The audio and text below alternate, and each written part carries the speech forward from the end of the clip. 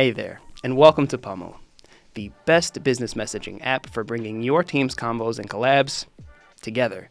My name is Julian, and today we'll cover how to make video calls in Pumble. With Pumble, you have the opportunity to talk to and collaborate with your colleagues through high-quality video conferencing right in the app.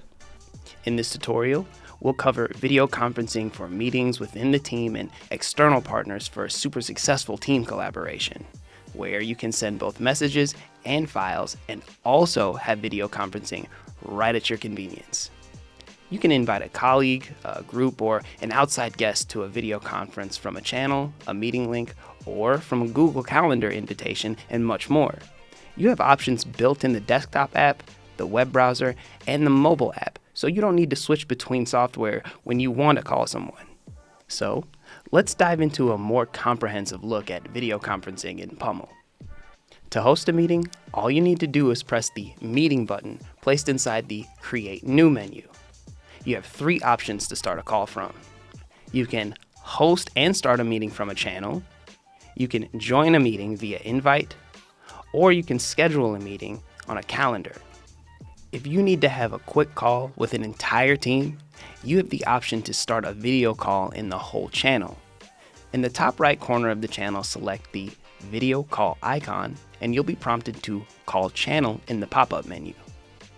Each member of the channel will receive a ring from the Pumble app, and a modal in the bottom right corner will appear for them to hop on the call by pressing join. For sending out invites, you have two options. One, share a meeting link and send it as an invite, or send it by entering a participant's name. Select Create New in the top left corner and choose Meeting. There, you'll be able to copy the link and send it. You can also enter the meeting by just selecting the link as well.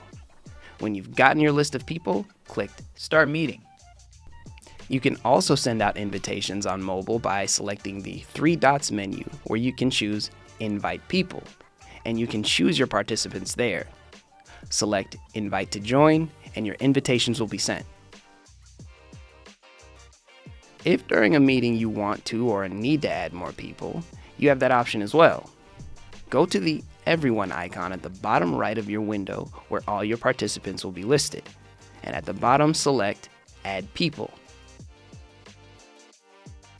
Pumble allows you to sync a schedule through Google Calendar, and you can add your participants there as well. You must be logged into your Pumble workspace first, and then go to your calendar and create a new event. Go to Video Conferencing Options and select Pumble to receive an auto-generated link for you to send out invites or add participants by selecting Add Guests in the Details prompt. Your guests will receive a Google invitation via email where they can RSVP. Even non-users can join in on a Pumble video conference if need be.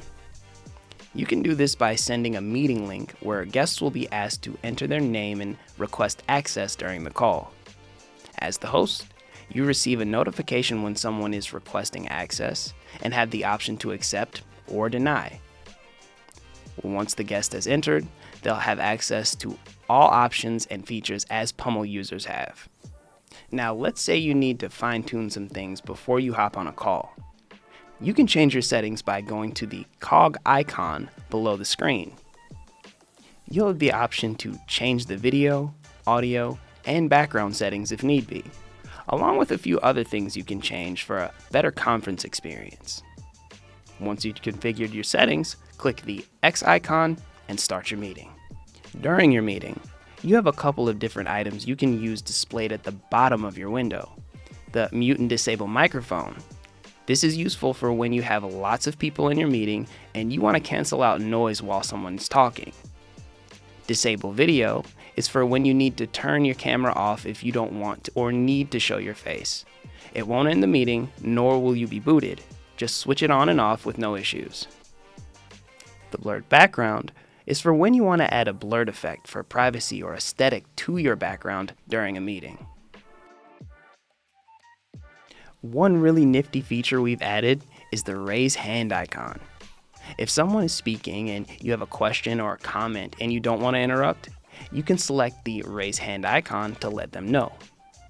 You can click it again to lower it if you no longer need to speak or ask your question.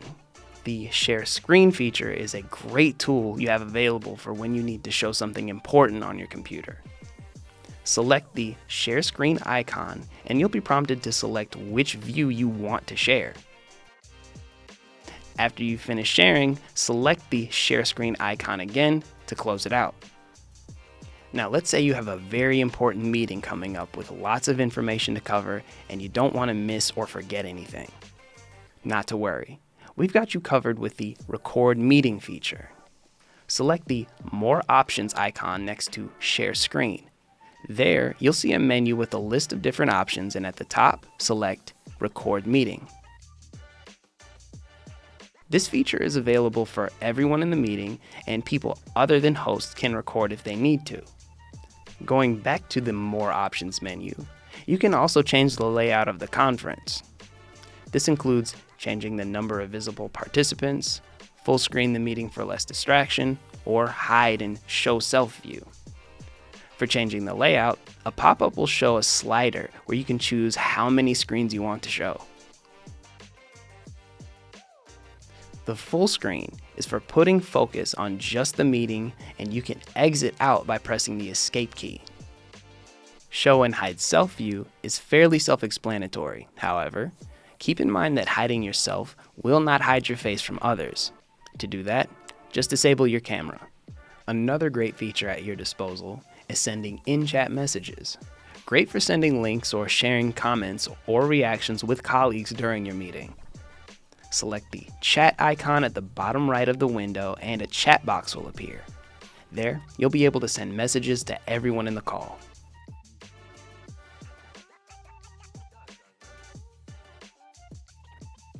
And now you're all set on how to start and manage your video conferences in Pumble. Now, go and be the best host you can be with all these great features and options. Thank you so much for watching this tutorial. If you found this information useful and would like to see more, go to our website at www.pumble.com or check out our YouTube channel. That's all for now, and we'll see you next time.